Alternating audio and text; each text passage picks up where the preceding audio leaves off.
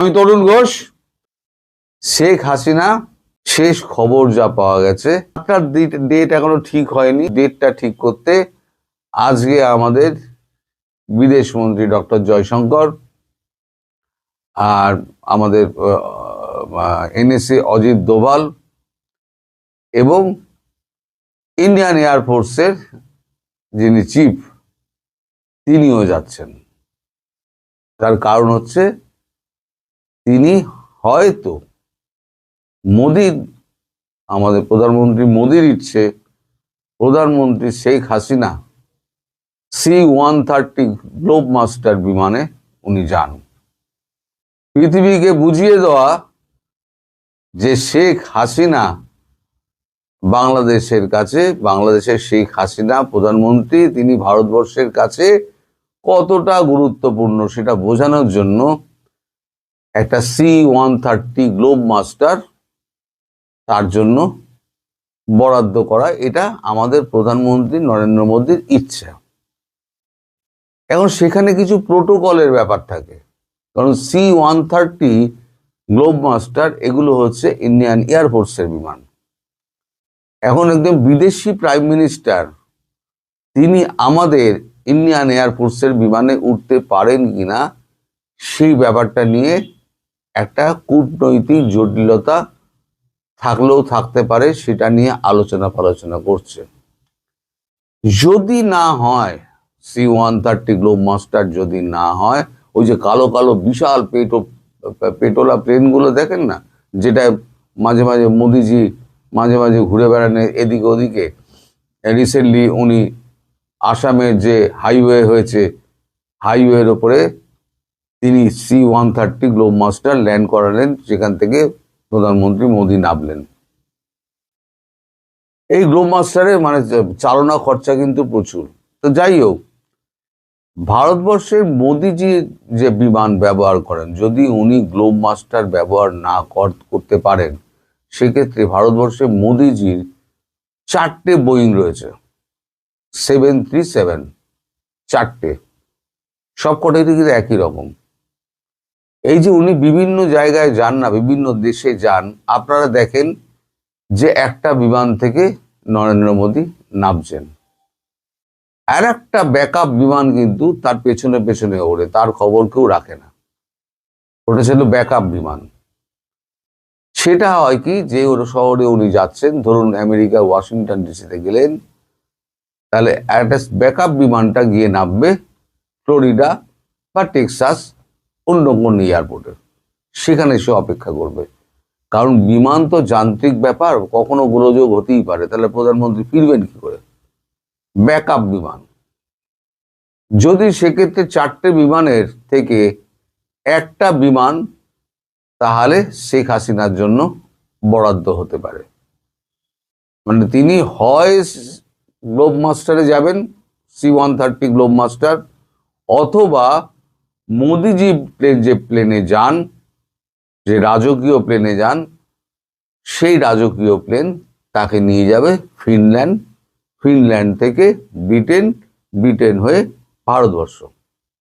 এবার ভারতবর্ষ থেকে আবার এখন কাজকর্ম সেরে উনি যদি মনে করেন উনি ফ্রান্সে যাবেন, উনি জার্মানি যাবেন, উনি অস্ট্রেলিয়া যাবেন, উনি ব্রাজিল যাবেন, উনি রাশিয়া যাবেন, উনি চীন যাবেন, যেখানে মোদী যেতে চাইবেন সেখানেই উনি যাবেন, আবার ফিরে কিন্তু ভারতবর্ষেই আসবেন। কারণ আমি বলেছি, শেখ হাসিনা উনি ঘরে বন্দি থাকতে থাকতে ওনার একটা মানসিক চাপ তৈরি হয়েছে, ভারতবর্ষ তাকে চাপ মুক্ত করতে চাইছে। তার জন্য যা সিকিউরিটি ব্যবস্থা যে সমস্ত ঠিকঠাক করার, এই সিকিউরিটি ব্যবস্থা ঠিকঠাক করার জন্য অজিত দোভাল যাচ্ছেন। আর তিনি এই যে ফিনল্যান্ডে যাবেন, তার কিছু কূটনৈতিক কাজকর্ম রয়েছে এবং তার দলীয় কিছু কাজকর্ম রয়েছে এবং ব্যক্তিগত কিছু কাজকর্ম রয়েছে। আর ব্রিটেন সফরটা পুরোপুরি উনি পরিবারের সঙ্গে 7টা দিন কাটাবেন, এই হচ্ছে তার আপাতত প্ল্যান। সেটা কবে যাবেন সেই মুহূর্ত ঠিক করার জন্য এবং আলাপ আলোচনার ভিত্তিতে আমাদের এই তিন মূর্তি ওখানে আজকে গিয়ে তার সঙ্গে দেখা করে একটা ডেট ফাইনাল করে যেখানে ফিনল্যান্ডে গেলে ফিনল্যান্ড সরকারের সঙ্গে জয়শঙ্করজি কথা বলবেন, কথা বলে তাদের সঙ্গে ব্যবস্থা করবেন। এখান থেকে আমাদের এনএসএ যিনি যাচ্ছেন তিনি এবার ফিনল্যান্ডে লোক মানে আমাদের সিকিউরিটি এজেন্টগুলো পাঠাবেন, তারা সমস্ত ঘর বাড়ি পরীক্ষা টরীক্ষা করে দেখে রেখে দেবেন, কোথায় উনি থাকবেন না থাকবেন সেখানে সিকিউরিটির ব্যবস্থা করা। তার 4th লেয়ার সিকিউরিটি আছে, তা 4th লেয়ার সিকিউরিটির যে সমস্ত নিরাপত্তা ব্যবস্থা থাকে ওই 4th লেয়ার সিকিউরিটির সমস্ত নিরাপত্তা তার জন্য মানে ব্যবস্থা করার জন্য এগুলো করা হচ্ছে। আমি 2-4 দিনের মধ্যেই আপনাদের জানিয়ে দেবো যে কবে উনি এখান থেকে উঠছেন, কোথায় কোথায় যাবেন এবং কবে উনি আবার ভারতবর্ষে ব্যাক করবেন তার নিজস্ব কাজকর্ম সেরে, আবার যখন উদ্দেশ্যে কোথাও একটা যাওয়ার ইচ্ছা হবে তিনি চলে যাবেন। এই গেল শেখ হাসিনার প্রসঙ্গ। এইবারেতে হচ্ছে আর একটা প্রসঙ্গ, সেটা হচ্ছে আলী রিয়াজ। আলী রিয়াজ তিনি কোথায়? এই যে সংবিধান সংশোধনী করে তিনি যে একেবারে মানুষকে একেবারে ব্যতিব্যস্ত করে তুলেছিলেন, তাকে কিন্তু কোথাও দেখা যাচ্ছে না। একটা অসমর্থিত সূত্রে খবর পাওয়া যাচ্ছে বাংলাদেশে ডিজিএফআই বিএনপি নির্দেশে তাকে তুলে নিয়ে গিয়ে একটা সেফ জায়গায় গৃহবন্দী করে দিয়েছেন। কারণ মনে করুন শপথের দিন থেকে তাকে কিন্তু আর দেখা যাচ্ছে না। কারণটা কি জানেন? কারণটা হচ্ছে এই যে তারেক রহমানকে জোর করে ধমক দিয়ে ভয় দেখিয়ে তাকে দিয়ে হ্যাঁ করানো হয়েছিল। চাপে পড়ে তখন তারেক রহমান উনি হ্যাঁ বলে দিয়েছিলেন। পরবর্তীকালে তিনি আর ওই হ্যাঁ না এর কোনো প্রশ্নে তিনি যাননি। তিনি ভেবেছিলেন যে একবার ভোটটা হয়ে যাক, রেজাল্টটা দেখি, তারপর যা বলার বলবো। রেজাল্ট যখন দেখা গেল তিনি একদম ল্যান্ডস্লাইড ভোটে তিনি যখন জিতে গেলেন, আসলে আওয়ামী লীগের লোকেরা ভোট দিয়েছেন, প্রচুর পরিমাণে ভোট দিয়েছেন। এই আমাদের সারের হাত থেকে বাঁচার জন্য এইবার আওয়ামী লীগের পরিবারের যে ভোটটা পেয়েছে, নিজেদের যে কোর ভোট আছে সব ভোট নিয়ে একবার ল্যান্ডস্লাইডিং ভোটে উনি জিতে গেলেন। আর যত ইঞ্জিনিয়ারিং করে ওই যা সিট পাওয়ার সেটা হচ্ছে ওই জামাত পেয়েছে, আর এই ছেলে ছোকরা যেগুলো চ্যাংড়া ছিল সেগুলো ওই 2-4টে আর ল্যাঙ্গট ফ্যাঙ্গট পড়া 2-4টে পেয়েছে, বাকিগুলো সব হচ্ছে ছাগলের 3য় সন্তান হয়ে গিয়েছে। এখন এই আলী রিয়াজ তিনি আছেন কোথায়? আমি প্রচুর এ ব্যাপারে খোঁজ খবর লাগাচ্ছি, আপনারাও একটুখানি আমায় যদি সাহায্য করেন তাহলে পরে আমি এই ব্যাপারে একটা ভিডিও করে সাধারণ মানুষকে আমি দেখাতে পারি। আরো কিছু কিছু প্রশ্ন আছে, যেগুলোর প্রশ্নগুলোর আমি জবাব দেব আজকে রাত্রিবেলাতে আজকে আমরা আবার একটা লাইভ করব, যেখানে আসাদ নূর থাকবেন, আমি থাকব, রাশেদ ভাই থাকবেন এবং সাব্বির থাকবেন, এই 4 জন। সেখানে আমি কিছু ব্রেকিং নিউজ দেব। সারের বর্তমান কি অবস্থা, তার রাষ্ট্রপতি হওয়া কি হচ্ছে আদৌ? যদি না হন তাহলে তার ভাগ্যে কি জুটছে? তিনি কি ফাঁসির দড়িতে ঝুলবেন নাকি তাকে সেফ এক্সিট দেওয়া হবে? যদি সেফ এক্সিট দেওয়া হয় তাহলে তিনি কোথায় যাবেন, তার সঙ্গে কোন দেশের যোগাযোগ হয়েছে, সেই দেশে কবে যাবেন এবং যমুনা কবে ছাড়বেন উনি? এমনি তো মনে মনে ভেঙে পড়েছেন, এখনো একটা উনি চেষ্টা চালিয়ে যাচ্ছেন রাষ্ট্রপতি হবেন। আমি এখন এই ব্যাপারে কিছু বলবো না, সেই ব্রেকিং নিউজ আমি আপনাদের দেব ঠিক রাত্রিবেলা। আমি টাইমটা এই কারণে বলতে পারছি না, কারণ একজন থাকে কানাডায়, একজন থাকে ফ্রান্সে, একজন থাকে বাংলাদেশে, আমি থাকি ভারতে। তারপরে তো আপনাদের এখন ঈদ চলছে, আপনাদের রোজা পূজা চলছে। এই রোজা পূজার মধ্যে খাওয়া দাওয়ার ব্যাপারগুলো সেরে নিয়ে একেবারে নিশ্চিন্ত হয়ে বসা ফলে সকলের সময়টাকে মিলিয়ে নিয়ে আমার মনে হয় 9টা 9:30টার আগে বোধহয় আমরা করতে পারবো না। আপনারা একটু আমার চ্যানেলে চোখ রাখবেন, সেখানে গরম গরম খবর আমি আপনাদের প্রকাশ করব।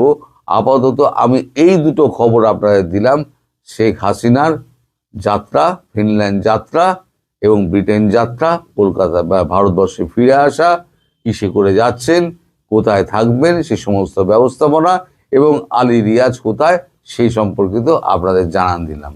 আপনাদের অকুণ্ঠ সমর্থন আমরা চাই, আরো বেশি সমর্থন করুন, কারণ বাংলাদেশে যে ক্ষতি হয়ে গিয়েছে সেই ক্ষতি একার পক্ষে সম্ভব নয় পূরণ করা। আমাদের সমবেতভাবে আপনাদের প্রত্যেকের সাপোর্ট চাই। প্রত্যেকে যদি আপনারা আমাদের পাশে এসে দাঁড়ান, তাহলে আমরা সারা পৃথিবীকে এক করে ফেলব। এইটুকু আমাদের দম আছে যে এখন সোশ্যাল মিডিয়ার যুগ, আমরা সারা পৃথিবীকে এক করে ফেলব। আমি ধীরে ধীরে বিদেশি যে সমস্ত আমার বন্ধু বান্ধব রয়েছেন, সে কিছু ইংরেজিতে কথা বলেন, কিছু এতে হিন্দিতে কথা বলেন, সারা পৃথিবী জুড়ে যারা রয়েছেন বিভিন্ন কাগজে, তাদেরও আমি এখানে লাইভে নিয়ে আসব, নিয়ে এসে তাদের সঙ্গেও কথা বলবো, এবং আমাদের যে কথাগুলো সেগুলো সমস্ত আওয়ামী লীগের কথাগুলো, আওয়ামী লীগের অত্যাচারের কথা, আওয়ামী লীগের ওপরে অত্যাচারের কথাগুলো আমরা তুলে ধরব। সুতরাং আপনারা এই শোগুলো অবশ্যই করবেন। আমি একার কথা ভেবে যদি আমি করতাম, তাহলে আজকে আমি আর একটা ভিডিও করে দিতাম, কিন্তু তাহলে পরে ওই ভিডিওটার কোনো যৌক্তিকতা থাকবে না। ওই ভিডিওর লোকে দেখবে কেন? ব্রেকিং নিউজ যদি কিছু না থাকে, তাই আমি 2-3টে ব্রেকিং নিউজ আমি ওই নিউজের জন্য, ওই এটার জন্য, প্ল্যাটফর্মটার জন্য রাখলাম। আমি আশা করব আপনারা প্রত্যেকে ওই প্ল্যাটফর্মে যোগদান করবেন এবং পুনর্ভাবে বাংলাদেশকে পুনর্গঠনের জন্য আপনারা সবাই সমানভাবে হাতে হাত মিলিয়ে এগিয়ে আসবেন। এই আমাদের ঐকান্তিক প্রচেষ্টা, আমরা সেই প্রচেষ্টায় আমরা পাশে চাই। সম্প্রতি যে 12ই ফেব্রুয়ারি নির্বাচনটি হলো, সেই নির্বাচনের মান নিয়ে আর কথা বলবো না, শুধু এটুকু বলতে চাই যে নির্বাচনের আগে দেশে বিদেশে এমন একটা ধারণা দেওয়া হয়েছিল যে এবার নিশ্চিতভাবে জামাতি ইসলাম ক্ষমতায় আসবে, এবং এমনকি এই ইলেকশনের আগে যারা দেশ থেকে ঘুরে এসেছে, বেশ কয়েকজনের সাথে কথা বলে দেখেছি যে ভাই এবার জামাত ক্ষমতায় আসবে। তারা অনেক রকমের পরিসংখ্যান দেখালো, অনেক কিছু দেখালো, সামাজিক যোগাযোগ মাধ্যমে তো একটা ঢেউ তুলেই ফেলেছে, একটা ন্যারেটিভ তারা প্রায় এস্টাবলিশ করে ফেলেছিল যে এবার জামাতি ইসলাম ক্ষমতায় আসবে। কিন্তু নির্বাচনে আপনারা দেখেছেন জামাতি ইসলাম এককভাবে সিট পেয়েছে 68টা, আর তাদের 11 দলীয় জোট সব মিলে তারা সিট পেয়েছে 77টা। ক্ষমতায় যাবে নিশ্চিত অবস্থার একটা দল যখন 77টা সিট পায় জোটগতভাবে, তখন তাদের এই ব্যর্থতার কারণ কি, এটি নিয়ে তাদের একটি মূল্যায়ন হয়েছে সম্প্রতি, এবং আমি একটি সংক্ষিপ্ত রিপোর্ট পেয়েছি 4 পৃষ্ঠার। সেই রিপোর্টটা তারা নির্মোহভাবে নিজেদের রাজনৈতিক অর্জন এবং এই নির্বাচনী ফলাফলটাকে বিশ্লেষণ করেছে। যদিও জামাতের আমির বলেছেন যে তাদের সিট তিনি 4 গুণ বাড়িয়েছেন, কারণ স্বাধীন বাংলাদেশে জামাতি ইসলাম সর্বোচ্চ সিট পেয়েছিল 91 সালের সংসদ নির্বাচনে, 18টি আসনে তারা জয়লাভ করেছিল, আর এবার সে 18-র 4 গুণ প্রায় বলা যায় আর কি, 68টা সিট পেয়েছে, কিন্তু ক্ষমতায় তো যেতে পারেনি। তাদের এই আত্মমূল্যায়নের যে রাজনৈতিক রিপোর্টটা, সেখানে বলা হয়েছে যে জন্মের পর থেকে সর্বোচ্চ সুযোগ সুবিধা পেয়ে তারা এবার নির্বাচনে অংশগ্রহণ করেছিল। তাদের সরকারে তাদের লোক, প্রশাসনে তাদের লোক, 64টা জেলার ডিসিদের মধ্যে 50টার বেশি ডিসি তাদের মতের অনুসারী। সুতরাং তারা আর কখনো এরকম অনুকূল পরিবেশে নির্বাচন করেনি, কিন্তু সেই নির্বাচনটা তারা এতটা অনুকূল পরিবেশে করেছে। পাশাপাশি বাংলাদেশের বৃহত্তম রাজনৈতিক দল আওয়ামী লীগকে তারা এই নির্বাচনে অংশগ্রহণ করতে দেয়নি। শুধু যে নির্বাচন থেকে দূরে রেখেছে তা না, তাহলে আওয়ামী লীগের নেতৃত্বের একটা বড় অংশকে দেশের বাইরে পাঠিয়ে দিয়েছে। সুতরাং এদিক দিয়েও তাদের এই নির্বাচনে কিন্তু ব্যাপক অনুকূল পরিবেশ ছিল, কিন্তু দেখা গেল যে ফলাফলে তারা সেই পজিটিভ সিচুয়েশনটাকে ক্যাশ করতে পারেনি, বরং এই সময় তাদের নেতাদের যে আচরণ, এক একজন নেতার কথাবার্তায় মনে হতো যে তারা ক্ষমতায় চলে গেছে। তাদের, বিশেষ করে তাদের যে ছাত্র শিবির আছে এবং তাদের যে অনুসারী আছে, তাদের যেসব কথাবার্তা, তাদের যেসব মুক্তিযুদ্ধের প্রশ্নে তাদের যেসব অবস্থান, তারা পাকিস্তানি সংস্কৃতি লালন পালন করেছে, কাওয়ালি অনুষ্ঠান করছে, কথায় কথায় একাত্তরকে অসম্মান করছে, এই সব মিলিয়ে দেশব্যাপী কিন্তু জামাত ইসলামের বিরুদ্ধে একটা অপিনিয়ন ডেভেলপ করেছিল। এবং আমি আজকেই খবর পেলাম, একজন 65 বছরের একজন হিন্দু নারী, তিনি বললেন যে তার খুব কষ্ট হয়েছিল। তিনি আওয়ামী লীগের সমর্থক, তিনি জামাতের উত্থান ঠেকানোর জন্য তিনি ইচ্ছের বিরুদ্ধে ধানের শীষে ভোট দিয়েছেন। তো সারা দেশে জামাত তাদের আচরণের কারণে, তাদের ছাত্র সংগঠন, অন্য অন্য সব তাদের বিহেভিয়ার, তাদের বাংলাদেশের মুক্তিযুদ্ধের প্রশ্নে অবস্থান, সব মিলিয়ে পুরা জাতির একটা মেজরিটি অংশকে তারা কিন্তু তাদের এগেইনস্টে দাঁড় করিয়ে দিয়েছিল, যার ফলাফলের রিফ্লেকশন কিন্তু এবারের এই নির্বাচনে হয়েছে এবং তারা তাদের কাঙ্ক্ষিত ফল লাভ করেনি। এবং তাদের এই বাড়াবাড়ি, মুক্তিযুদ্ধকে নিয়ে তাদের লুকোচুরি, একাত্তরে তাদের ভূমিকা, এইটার থেকে কিন্তু তারা বেরোতে পারেনি। যদিও জামাতের আমির নানানভাবে সেই জন্ম থেকে আজ পর্যন্ত যদি ভুল করে থাকি, যা যা ভুল করেছি সবকিছুর জন্য মাপ চাই, কিন্তু স্পেসিফিক 71 প্রশ্নে কিন্তু তারা স্পষ্ট করেনি এবং সেটার মাসুল দিয়েছে তারা, সেটার ফল ঘরে তুলেছে বিএনপি। যেহেতু নির্বাচনের মাঠে আওয়ামী লীগ ছিল না, সুতরাং বিএনপি এই মুক্তিযুদ্ধের বিষয়টা নিয়েই তারা কিন্তু অনেক এগিয়ে গেছে। বিএনপি অনেক পোলাইট অ্যাপ্রোচ ছিল, যেখানে জামাত খুব অ্যাগ্রেসিভ অ্যাপ্রোচ ছিল, মানুষ এটা পছন্দ করেনি।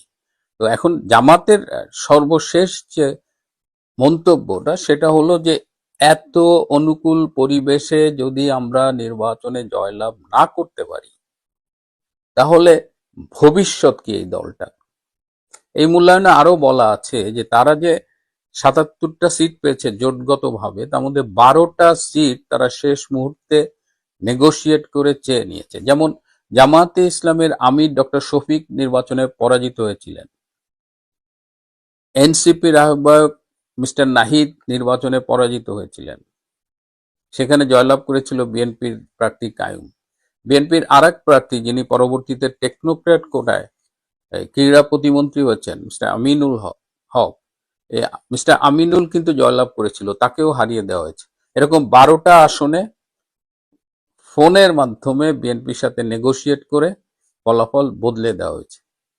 তো এটা নিয়ে তারা কনসার্ন, তারা কিছুটা হতাশ এবং তারা মনে করে যে ভবিষ্যতে তো এরকম সিচুয়েশন নাও থাকতে পারে এবং সেক্ষেত্রে তাদের রাজনৈতিক ভবিষ্যৎ নিয়ে তাদের আরো চিন্তা ভাবনা করা দরকার। এদিকে গতকাল জাতির উদ্দেশ্যে প্রধানমন্ত্রী হিসেবে প্রথম ভাষণ দিয়েছেন তারেক রহমান। তার ভাষণটি প্রচারিত হবার কথা ছিল সন্ধ্যা 6টার দিকে, কিন্তু ভাষণটি আলটিমেটলি প্রচারিত হয়েছে রাত 9টা 45 মিনিটে। আপনারা জানেন যে আজকে বাংলাদেশে রমজান শুরু হয়েছে, সুতরাং গত রাত থেকে তারাবির নামাজ শুরু হয়েছে। তো তারাবির নামাজের কাছাকাছি সময়ে এই ভাষণ সম্প্রচারটা অনেকেই প্রশ্ন তুলেছে এবং কেউ কেউ বলেছে যে এই দলে, এই সরকারে কেউ কি ছিল না যে একটু মনে করিয়ে দেওয়া যে রোজার দিন তারাবির এই সময়ে রাত 9:45টায় ভাষণ প্রচারের খুব একটা ভালো সময় না, এটা নিয়ে কথা উঠেছে। এনিওয়ে, আমি বললাম আজকে যমুনায় ডক্টর ইউনূসের শেষ দিন, তিনি আজকে সন্ধ্যায় যমুনা ছেড়ে চলে যাবেন, তার ব্যক্তিগত বাসভবন আছে গুলশানে, সেখানে চলে যাবেন। আমরা ইতিমধ্যেই দেখেছিলাম যে একটা ভিডিও ক্লিপ দেখায় বলা হচ্ছে যে ডক্টর ইউনূস একা একা একটা ট্রলি টানতে টানতে চলে যাচ্ছে। এটা একটা পুরনো ভিডিও ফুটেজ। ডক্টর ইউনূস এখনো বাংলাদেশে আছে। কাল থেকে যমুনা ঝাড়ফুঁক শুরু হবে এবং যতদূর খবর পেয়েছি তারেক রহমান শুরুতে যমুনাতেই উঠবেন। এদিকে আমাদের যে নবনির্বাচিত স্বরাষ্ট্রমন্ত্রী জনাব সালাউদ্দিন আহমেদ, তিনি সচিবালয়ে গিয়ে তার দায়িত্ব কাজ শুরু করেছেন এবং তিনি বলেছেন যে দেশে মবের শাসন, যে মবের সন্ত্রাস, সেটা শেষ। এবং তিনি আরো বলেছেন যে 5ই আগস্ট সহ তারপরে যতগুলো মবের ঘটনা ঘটেছে সেগুলোর জন্য মামলা করা যেতে পারে। এই যে তিনি বললেন যে মবের সন্ত্রাস শেষ, তিনি যখন এই কথাগুলো বলছেন তখনই আমরা খবর পাচ্ছি বাংলাদেশের বিভিন্ন স্থান থেকে বিএনপির লোকজন